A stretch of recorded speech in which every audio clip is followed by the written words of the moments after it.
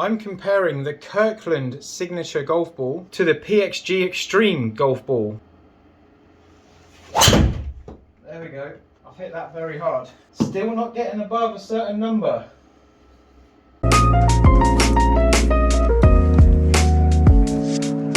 The reason I'm comparing these two golf balls is because my Golf Spy said that it's got the same dimple design, dimple pattern. I believe it could be from the same mold. I don't know how correct that is, but it's the same number of dimples and it's the same aerodynamics and the same drag on the outside of the ball. Now the cores of the golf ball are very different. We've got a different squash rate on the PXG. It's a little bit firmer. So I'm kind of seeing how does that core relate to ball flight. So I just want to hit some partial shots first. So 50 yards with a 54-degree wedge.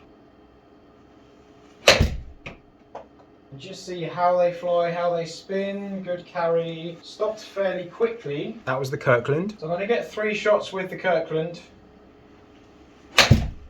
And thin one. Thinned it, but it's still got up in a similar pattern, a little bit more carry, just to get a feel for how much spin we create. My previous video on the PXG ball showed a lot of spin on the wedges and the irons, and the driver. Similar sort of pattern, similar sort of area to each other. So average 54 carry with 7,300 spin on the Kirkland. Now we go PXG. The materials on the outside of these golf balls do feel a little bit different. So okay, they might have the same dimple pattern, dimple design, but the materials just feel, they look a little bit whiter in the PXG, a little bit duller in the Kirkland, but the Kirkland looks a little bit more plasticky and the PXG just feels a little bit more premium, although they feel quite similar on the bite test. PXG partial shot. I'm hitting these pretty straight. Down the line, hit the pin. Oh, I've hit the pin. Nice. Average carry 56, so 2 yards more. I'd put that down to consistency of the player, but 6,787 spin. So the PXG is about 500 revs down. Just a quick shot with the Pro V1.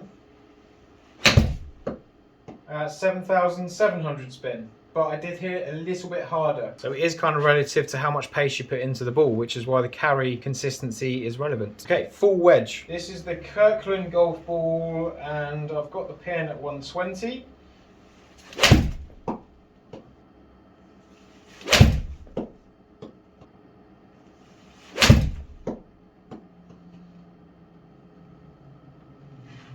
Very similar pattern, I've dropped them all in the same area. 117 carry with 10,400 spin on the Kirkland PXG, 120 yards.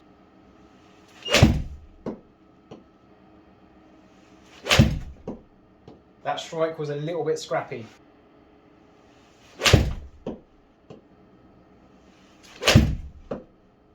PXG ball. Kirkland ball. Similar pitch, similar noise. So the second shot with the PXG ball was a bit of a drop kick. Ignore that. Ignoring that drop kick shot, I've got exactly the same spin and exactly the same carry. Now I said in my last video in terms of durability, I don't know if we can quite see that, but there is some quite heavy scuffing on the PXG ball there. We're seeing some marks come up. Bearing in mind, I've only hit a few shots fresh out the box. Can you see that little blemish there? They do chew up a bit easier. So both of these golf balls have got very similar durability, I think. They probably don't quite last as long, but so far I think if they're not going to last as long and the Kirkland is that much cheaper, then maybe it's a good ball to look at. Right, full 7-iron with the Kirkland golf ball and PXG, Kirkland, PXG, Kirkland.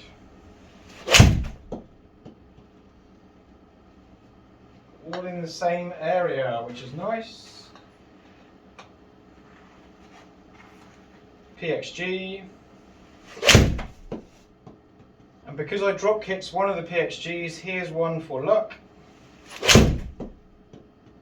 Similar pattern, similar shape, similar flight, one misstrike deleted out. The spin rates between the two balls are very, very similar with a 7-iron. I've literally got over a 6,000 spin rate. I've got 70 different, so I've got 70 less spin with the Kirkland golf ball. Negligible. The PXG golf ball with a 7-iron, for me, the PXG is 1.4 miles an hour faster and only 3 yards more than the Kirkland. Let's see what the difference with the driver is. Big dog, I'm going to alternate between the balls. PXG Xtreme.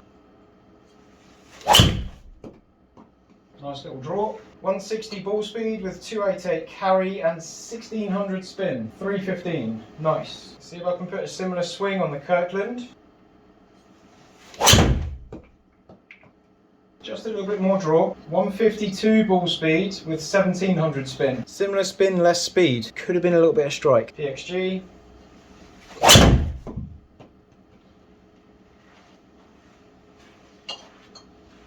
Now I know both of these golf balls do spin more with a driver, so I'm trying to reduce the spin with my technique, but I'm trying to put that same thought into both golf balls. Kirkland. PXG. And another Kirkland. Good launch, good spin. The speed is down. I'm going to hit the PXG as hard as I can.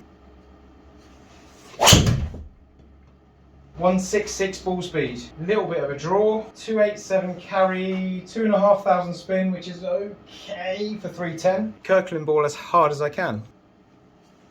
I've mishit it a little bit, to be fair, but that speed is not as fast. How much by? Let's try and get some speed with a good strike.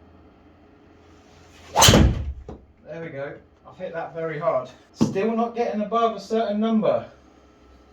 It dips quick because it didn't spin as much. Maybe I've gone for low spin a bit too harsh. PXG ball with a driver, 5.8 miles an hour faster and definitely hotter than the Kirkland golf ball. Kirkland launched a little bit higher by 1.2 degrees. I did get more spin with the PXG, but I kept it in quite a good area. The average was 1,867. The Kirkland ball was actually less spin at 1485 average. So it's slower, but it's not spinning as much. It was just dipping out the sky a little bit quicker. And the difference in distance is actually quite impressive. The PXG maintained 287 carry, and the Kirkland was 24 yards less. The Kirkland ball maxed out at 298, and the PXG maxed out at 315. So that's 17 yards more on the longest shot with each golf ball. Now, I don't think my swing and strike would cost that much. I think that is purely the golf ball. PXG doing very well for distance, compression, ball speed. Very, very similar wedge and 7-iron characteristics. So nearer the green, very comparable with the driver. The PXG has got more meat to it, but you might get twice as many golf balls for your money with the Kirkland.